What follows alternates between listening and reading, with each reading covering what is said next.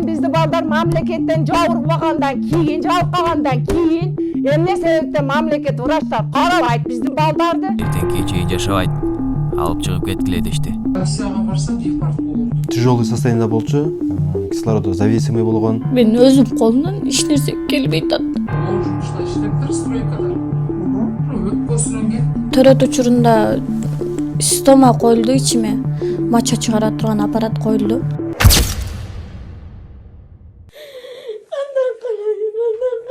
19 жаштагы уулун жерге бергенине 6 айдан бери баласынын жашоосу үчүн күрөшүп келген. Ал бала кезде ВИЧ жуктурган жүздөгөн балдардын бири. Маркумга 1 жашында Ноокат райондук балдар ооруканасында медициналык кызматкерлердин шала кылыгынан ийне аркылуу илдет жуккан. Мен балам. Уулум 2006-жылы июнда туулган. 1 айында ооруканага түшүп калганбыз. Жандандыруу бөлүмүндөгү Алижан деген дарыгер колумдан баламды алып кирип кеткен. Ошол жактан оору жуккан экен. Аны мен кийин билдим. Кийин 3-4 жыл бою үйдөн ооруп ооруканага келип аттык. Баламдын өлбөй калуусу үчүн барбаган жерим калган жок. 10 жыл күтүп тапкан балам эле. Акыры 2009-жылы апрель айында диагноз коюлду. 3 жыл бою дарегимди ката жазган үчүн баланын диагнозу тууралуу кат башка дарекке жөнөтүлө берген экен. Ага чейин менин балам катуу ооруган. Тиешелүү дарыларды ичкенден кийин балам тез эле жакшы болуп кетти. 3-4кө чыгып калган. Биз аман алып калдык деп сүйүнгөн элек. Кийин ооруканага такыр барган жокпуз. Ооруну жуктуруп албайлы деп корктук.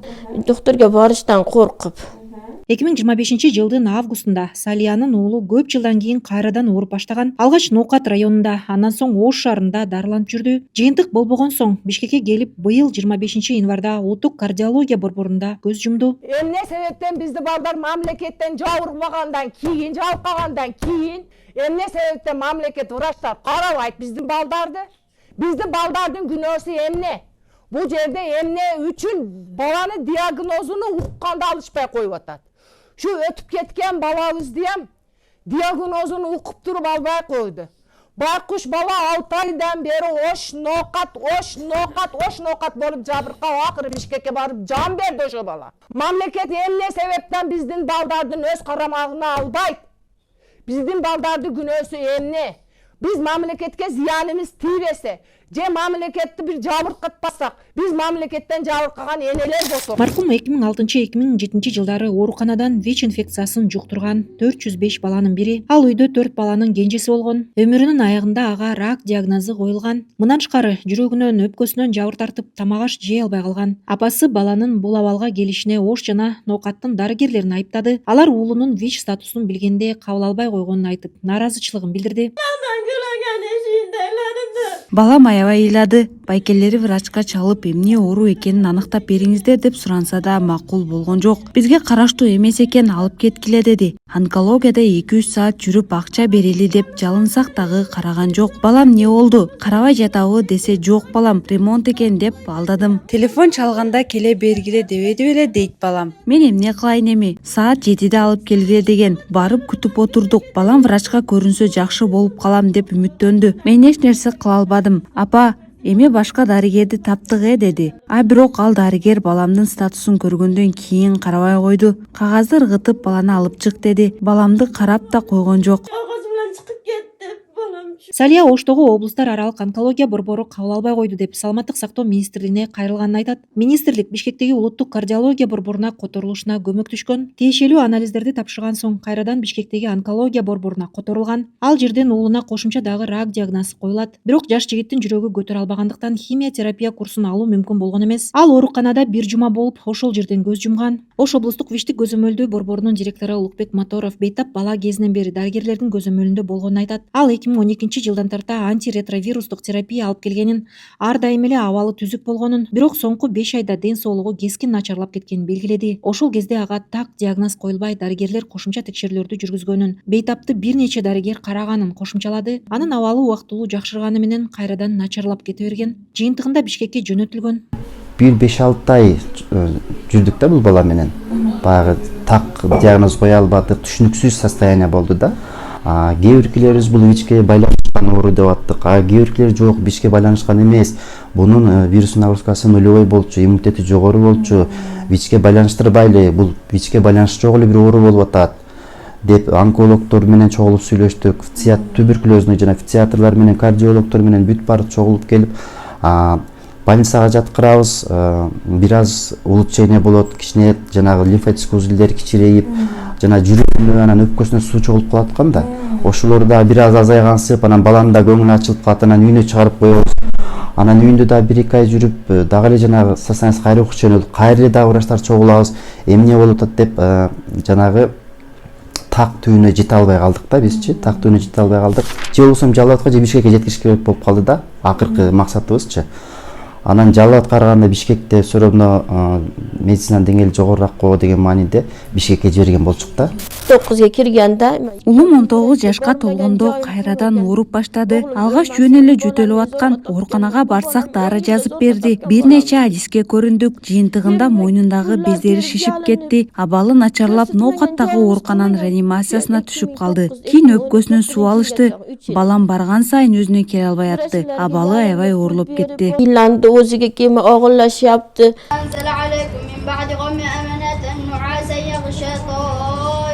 Мен Россиядан келдим. Инем агырып атат. Келдик. Иним катуу ооруп калгандыктан Орусиядан келдим. Ноокат райондук ооруканага барсак кабыл албай коюшту. Кийин амбулатордук диагностикалык бөлүмгө өттүк. Жандандыруу бөлүнүнө алып барышып, рентген тарттырышты. Өпкөсүндө суу бар экен, аны алышты. Бирок ага чейин иниме эч кандай жардам көрсөтүлгөн эмес. Анын абалы оорлошуп кетти. Дарыгерлер болсо инемди эртеңки чейин жашабайт, алып чыгып кеткиле дешти. Таң атканча ооруканада калуусун сурандым. Себеби инемди алып чыгып кете алмак эмесмин. Sonra sahargacha men eптеп üşüdüm. Aytdimki, hazır alып чыгып кете албайм. Sahargacha üşüyüm. Биз дарыгерлердин дарегине айтылган дооматтарга жооп алуу үчүн Ноокат райондук ооруканага бардык. Анча ошол күнү мен дежурствада болгомун. Бизге 9 январь күнү. Так, пациенттер кечке маал келген. Кечинде келип туруп, пациент тяжелый состояниеда болчу, кислородозависимый болгон.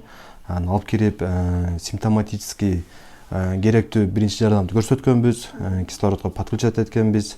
Анан өзүбүздөн жогорку жакка тургандарга сообщение берип айтканбыз. И до утра ошол жерде карап калганбыз. Бул жашабайт деген нерсе биз айта албайбыз. Ону даже ол Кудайдан үстүн сүйлөгөн болуп каласың дачы. Биз мындай деле айтканбыз, акыбал оор болуп атат, давлениясы түшүп атат, сатурациясы түшүп атат деп айтканбыз. Эми ол айтыш биздин милдет. Просто эми туугандар сыртта туруп кайра сурай берди, эшикти тыкылдатты, айнектерин пайдады, даже айнектер жытканга чейин барды баягы немелердичи. Анан кийин чакырып эле түшүндүрүп коеюн дедим да, бул жактан чакырып түшүндүргөнбүз бишере. Болгондой айтабыз. Ушунча сейдик чыгып атат, полный даже немесине чейинчи, жеген тамагына чейин. Анан туугандар өздөрү айтышты.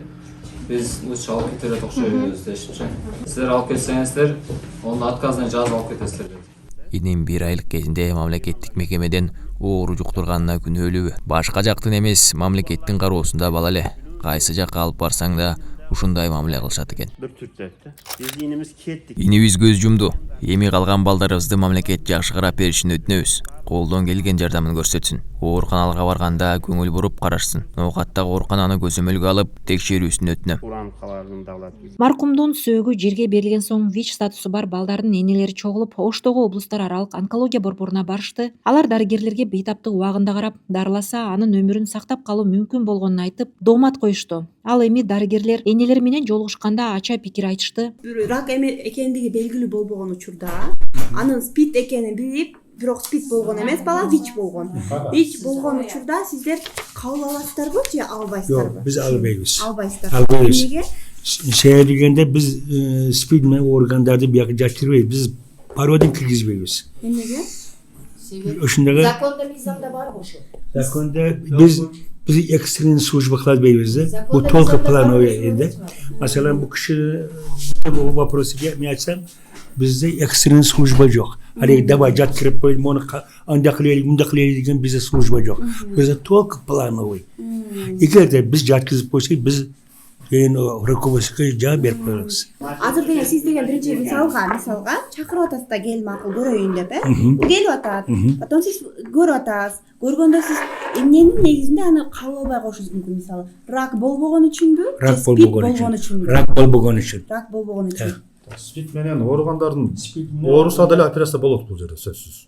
Операция болуш керек болсо. Жана айтканда СПИД болсо кабыл албай койбойт деген сөз болбойт. Дүйнө жүзү боюнча ВИЧ статусу бар адамдар үчүн чектөөлөр каралган. Алсак Орусияга 90 күндөн узак мөөнөткө жашоо, иштөө же окуу үчүн виза алууга ВИЧке тест тапшыруу талап кылынат. ВИЧ аныкталса депортация чарасы колдонулат. Ал эми Сауд Арабиясы, Канада, Австралия, Египет сыяктуу бир катар өлкөлөргө кирип жашоо дагы мүмкүн эмес. Айрым КМШ өлкөлөрүндө, анын ичинде Кыргызстанда да ВИЧ статусу бар чет өлкөлүк жарандарга карата чектөөлөр бар. Европага барып иштей албайт, ушул жерде дагы минус болуп атат биздин балдарга. Мисалы Россияга барса депорт болот. Эч кандай ол жерде Сахаровадан өтпөйт экен. Ол жерге барып ВИЧ чыкканда сразу депорт баса. Кыргызстанда оор жумушка, мындай кара жумушка жараксыз болуп атат. Ушул эле өтүп кеткен балабызга мисал ошол оор жумушта иштептир, стройкада. Өпкөсүнөн кетти, өпкөсүнөн рак койду, акыры ол ноокат ош ноокатка реанимацияларда жүрүп, орто жолдо акыркы өмүрүндө Бишкекке барды, Бишкекке барганда кеч болуп калды. Учурда ВИЧ жуктурган бейтаптарга 18 жашка чейин 8.000 сом, булгурактан ашкан соң 5.000 сомдон жүлүк пул төлөнөт. Ал эми дары-дармектер ушул күнгө чейин эл аралык уюмдар тарабынан камсыздалат. 2006-жылы ВИЧ жуктургандардын арасынан дагы бири учурда оор абалда. Ал турмушка чыгып, үй бүлө курган соң төрөтү оор болуп, анын кесепетинин азабын тартып келет. Карманыбыз кыздар баласына ВИЧ жуктуруу албоо үчүн көп учурда кесарево жолу менен төрүшөрүн айтып, төрөттө дарыгерлерден кайдыгер мамиле жасабоону өтүнгөн. Маселелерим ошол төрөттөн кийин башталды. Төрөт учурунда стома коюлду ичиме, мача чыгара турган аппарат коюлду.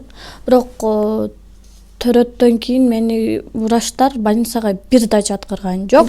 1 жыл 3 ай болду. Ошол учурдан бери азыркы учурда катетер менен жашап келем. Аны 1 айда 4 жолу алмаштырам. Ал мен койдура турган аппараттын размери дефицит, всегда дефицит. Түндөлөрү 2-3-4 барып калам. Экстренный случай болуп, врачтар кеч келбе деп грубо мамиле жасашат. Таап кел деп айтышат. Таап барбасам мен хирург либо урологдордон бул аппаратты сатып алууга мажбур болом. 1000 сомдон жогоруга сатышат. Аптекада болсом 100 сомдой эле турат ал нерсе. Кызыл океан больницасына барганда урология бөлүмү ваннада алмаштырат бул нерсени. Сырттан келген пациенттерге мындай процедурныйга алып кирген мүмкүн эмес дешет дагы. Ваннада мындай мусорлардын алдында, пол тряпкалардын алдында алмаштырышат. Ал боюнча мен главврачына да айткам, бирок чечип бербеди бул маселени. Беременностьтан кийин ушундай ситуация болуп, лечение алган аялдарды урология бөлүмдөрүндө көп эле көрдүм. Бирок мени кесаровадан кийин бир да больницага жаткырышкан жок. Бийликке кайрылуум, мен сакайтып бериңиздер. Кайсыл жакта сакайтса, кайсыл жакта диагноз койсо, ошол жактарга жардам берип, акча жактан жардам берип, связь жактан жардам берип, сакайтып бериңиздер. Жакында досум оор акыбалда болуп, врачтардын кайдыгерлигинен каза болуп калды. Ушул оору менен ооруган досум. Мен да ал досума окшоп каза болуп калгым келбейт.